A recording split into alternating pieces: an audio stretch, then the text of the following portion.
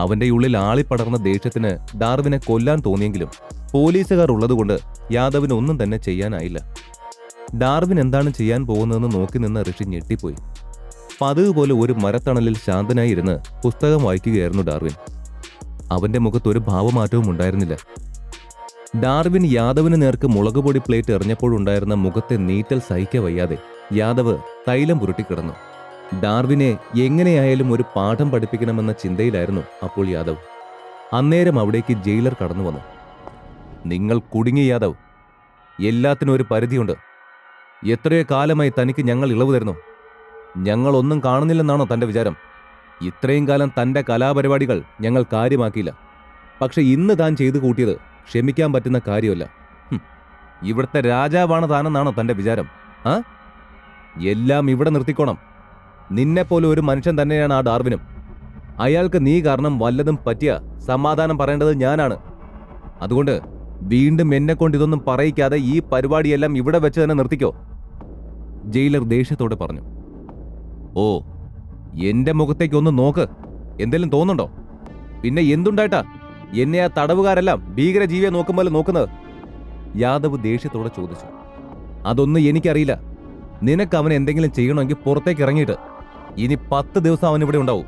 അതുവരെ ഇവന് എന്ത് സംഭവിച്ചാലും ഞങ്ങളാവും ഉത്തരവാദികൾ. പുറത്തിറങ്ങിയിട്ട് നീ എന്താന്ന് വെച്ചാൽ ചെയ്തോ. നിന്നെ ആരും ചോദ്യം ചെയ്യാൻ വരില്ല.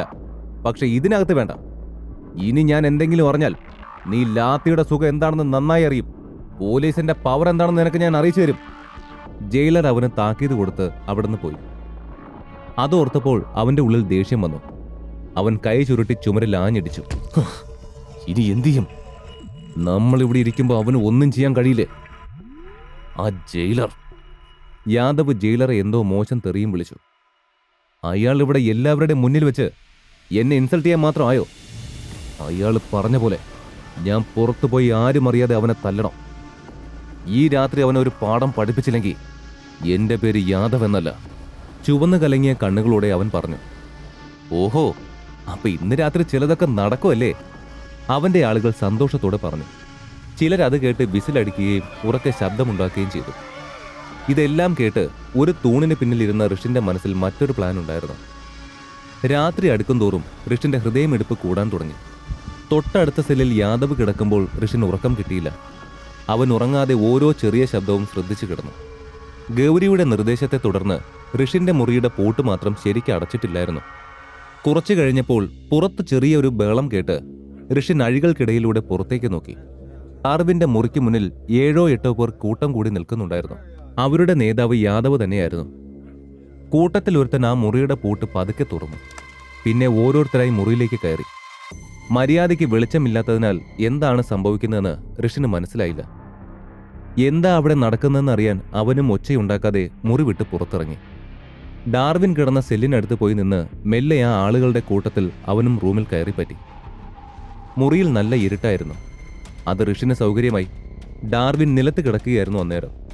എല്ലാവരും അവന് ചുറ്റും വട്ടം വിട്ടു നിന്നു. എന്നാ തുടങ്ങാല്ലേ ബോസ്? ഒരാൾ ചോദിച്ചു. യാദവ് തലയാട്ടി സമ്മതം അറിയിച്ചു. ശബ്ദം പുറത്തു കേൾക്കാതിരിക്കാൻ എല്ലാവരും വളരെ പതിയാണ് സംസാരിച്ചത്. കുനിഞ്ഞിരിക്കുന്ന ഡാർവിന്റെ കയ്യിൽ ഒരു ബ്ലേഡ് ഉണ്ടെന്നുള്ളത് ഋഷി കണ്ടിരുന്നു. സ്ഥിതിഗതിയുടെ ഗൗരവം മനസ്സിലാക്കാതെ യാദവ് ഒരടി മുന്നോട്ട് വെച്ചു. അപ്പോഴും ബ്ലേഡും കയ്യിൽ പിടിച്ചുകൊണ്ട് കുനിഞ്ഞിരിക്കുന്ന ഡാർവിൻ ചാടി എണീറ്റു. തീരെ പ്രതീക്ഷിക്കാത്തൊരു നീക്കമായതിനാൽ ചുറ്റും നിന്നവരെല്ലാം ഞെട്ടലോടെ ഒരടി പിന്നിലേക്ക് നീങ്ങിപ്പോയിരുന്നു. ഡാർവിൻ എഴുന്നേറ്റ് വന്നത് ആരും പ്രതീക്ഷിച്ചിരുന്നില്ല. ആ നിമിഷം തന്നെ ഋഷി അവിടെ നിന്ന് മാറിക്കളഞ്ഞു. അവൻ ഇരുട്ടിന്റെ മറവ് പറ്റി അവിടെ ഒരു മതിലിനരികിലായി ചേർന്ന് നിന്നു. അപ്പോൾ അവിടെ ഏറ്റുമുട്ടൽ നടക്കുകയായിരുന്നു.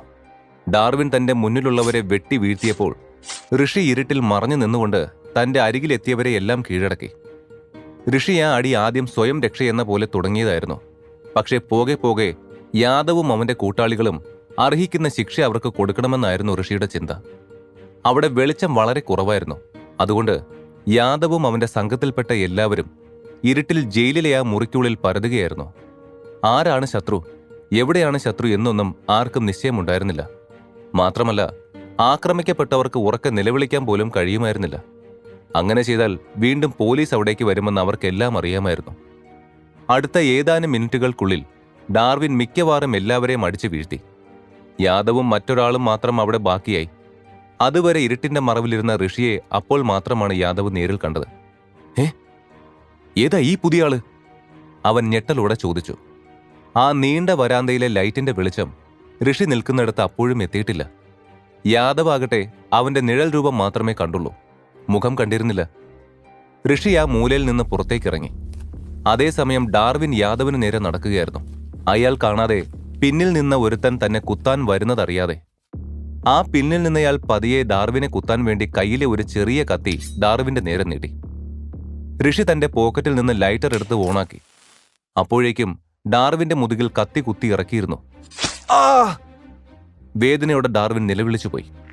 അപ്പോഴും ആ കത്തി കയ്യിൽ കരുതിയയാൾ ഡാർവിനെ വീണ്ടും കുത്താനായി മുൻപിലേക്ക് വന്നു. അത് കണ്ട് അവിടേക്ക് ഓടി വന്ന ഋഷി ആ കത്തി ബലമായി അയാളിൽ നിന്നും പിടിച്ചു വലിച്ചു വാങ്ങി. എന്നിരുന്നാലും ഡാർവിന്റെ മുതുകിൽ അതിനു മുൻപേ ആഴത്തിൽ ഒരു മുറിവുണ്ടായിരുന്നു.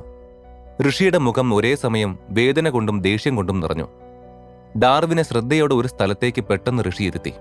ശേഷം അയാളെ ആക്രമിച്ച ആൾക്ക് നേരെ തിരിഞ്ഞു. പിന്നെ ഒരു സെക്കൻഡ് പോലും വൈകാതെ ആക്രമിയുടെ കാൽ മടക്കിൽ ആഞ്ഞു ചവിട്ടി താഴേക്ക് തള്ളിയിട്ടു. പെട്ടെന്ന് ഋഷിയിൽ നിന്ന് തെറിച്ചു വീണിരുന്ന ലൈറ്റർ എടുത്ത് യാദവ് ഓണാക്കി. ആ ലൈറ്റിന്റെ വെളിച്ചം ഋഷിയുടെ മുഖത്ത് പതിക്കുകയും ചെയ്തു.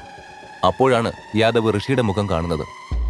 ഒരു തവണ ഋഷിയുടെ മുഖത്തേക്ക് നോക്കിയതും യാദവിന് താൻ ആകെ തളർന്നു പോകുന്ന പോലെ തോന്നി. ആ മുഖം ആ നിമിഷം വ്യക്തമല്ലാത്തതുകൊണ്ട് അത് ഋഷിയാവല്ലെന്ന് ആത്മാർത്ഥമായി യാദവ് പ്രാർത്ഥിച്ചു. പക്ഷെ യാദവിന്റെ കയ്യിലെ ലൈറ്ററിലെ വെളിച്ചം മാത്രം മതിയായിരുന്നു ഋഷിയുടെ മുഖം വ്യക്തമായി കാണാൻ. നീ? ഋഷിയുടെ മുഖം തെളിഞ്ഞു കണ്ടപ്പോൾ യാദവിന് ശ്വാസം നിന്നതുപോലെ തോന്നിപ്പോയി. പെട്ടെന്ന് ഋഷിയെ ഈ സ്ഥലത്ത് കണ്ടത് യാദവിനെ വല്ലാതെ ഞെട്ടിച്ചിരുന്നു. യാദവിന് തന്റെ കാലിനടിയിലെ മണ്ണ് തെന്നി മാറുന്നതുപോലെ അനുഭവപ്പെട്ടു. ഋഷി രാവിലെ മുതൽ യാദവിന് മുന്നിൽ കളിച്ചുകൊണ്ടിരുന്ന ഒളിച്ചുകളി അവസാനിപ്പിച്ചു. എന്നിട്ട് അവനെ നോക്കി ചിരിച്ചു. ഋഷിയുടെ ആ ചിരി പോലും യാദവിനെ ഭയപ്പെടുത്തി. താൻ ഇവിടെ എത്തിപ്പെടാനുള്ള കാരണം പോലും ഋഷിയായിരുന്നു എന്ന ചിന്ത അവനെ അസ്വസ്ഥനാക്കി. എന്താടാ, എന്നെ ഓർമ്മയില്ലേ? ഇത് ഞാനാടാ, ഋഷിൻ പ്രതാപ്. ഋഷി പൊട്ടിച്ചിരിച്ചുകൊണ്ട് പറഞ്ഞു. തന്റെ അരികിൽ നിൽക്കുന്ന ഋഷിയെ തലയുയർത്തി നോക്കിയപ്പോൾ ഡാർവിന്റെ കണ്ണുകളിലും പെട്ടെന്നൊരു അത്ഭുതമുണ്ടായി. എന്നിരുന്നാലും അവൻ പതർച്ച മറച്ചുകൊണ്ട് ശാന്തമായി അവനെ നോക്കി ചോദിച്ചു, നീ ആരാ? എന്താ ഈ നേരത്ത് ഇവിടെ ചെയ്യുന്നത്? ഡാർവിൻ ഋഷിയെ നോക്കി കൗതുകത്തോടെ ചോദിച്ചു. കാരണം ഋഷിയെ കണ്ടപ്പോൾ യാദവിന്റെ മുഖഭാവം തന്നെ മാറിയത് അവൻ ശ്രദ്ധിച്ചിരുന്നു. ആ മാറ്റം ഡാർവിന് ആനന്ദം കൊള്ളിച്ചു. ഇവനെ ജയിലിലേക്ക് അയച്ചയാൾ, ഋഷി യാദവിനെ ചൂണ്ടിക്കാണിച്ചുകൊണ്ട് പറഞ്ഞതും ഡാർവിൻ സംശയത്തോടെ അവനെ നോക്കി. ഇവൻ കാരണമാണോ യാദവ് ജയിലിലായത്? ഒന്നങ്ങ് മനസ്സിലാവുന്നില്ലല്ലോ. ഇനി എന്നെപ്പോലെ യാദവിന്റെ ശത്രുവാണ് ഇവനും. അല്ലാതെ ഇവനെയും ഇവന്റെ കൂട്ടാളികളെയും ഇവൻ ഇങ്ങനെ അടിച്ചിടേണ്ട കാര്യമൊന്നുമില്ലല്ലോ. ഋഷി പറഞ്ഞതും താൻ കണ്ടതും ഓർത്തുകൊണ്ട് ഡാർവിൻ തന്റെ മനസ്സിൽ പറഞ്ഞു. ഹലോ, അപ്പൊ എന്റെ അടുത്തും സംസാരിക്കാൻ ബുദ്ധിമുട്ടുണ്ടോ? ഡാർവിൻ മൗനമായി ഇരിക്കുന്നത് കണ്ട് ഋഷി തമാശ പോലെ ചോദിച്ചു. ഏയ് no, it's not like that. ഞാൻ ആലോചിക്കുകയായിരുന്നു, ആക്ച്വലി ഇവനെ ജയിലിലാക്കിയെങ്കിൽ പിന്നെ എന്തിനാ നീ ജയിലിൽ വന്നത്? തന്റെ മുതുകിലെ മുറിവൊന്ന് കൈവച്ച് പൊതിഞ്ഞുകൊണ്ട് ഡാർവിൻ ചോദിച്ചു. ഞാൻ നിനക്ക് വേണ്ടി വന്നതാണെന്ന് പറഞ്ഞാൽ നീ എങ്ങനെയായിരിക്കും പ്രതികരിക്കുന്നേ? ഋഷി മനസ്സിൽ ചിന്തിച്ചുകൊണ്ട് അവനെ തന്നെ നോക്കി. പക്ഷെ അപ്പോഴും ഡാർവിൻ ഒരു കൂട്ടം സംശയങ്ങളുമായി തന്നെ നോക്കുന്നതാണ് ഋഷി കണ്ടത്. ഈ കഥ തുടർന്ന് കേൾക്കുന്നതിനായി ഇപ്പോൾ തന്നെ പോക്കറ്റ് FM ആപ്പ് ഇൻസ്റ്റാൾ ചെയ്യൂ. Link in description.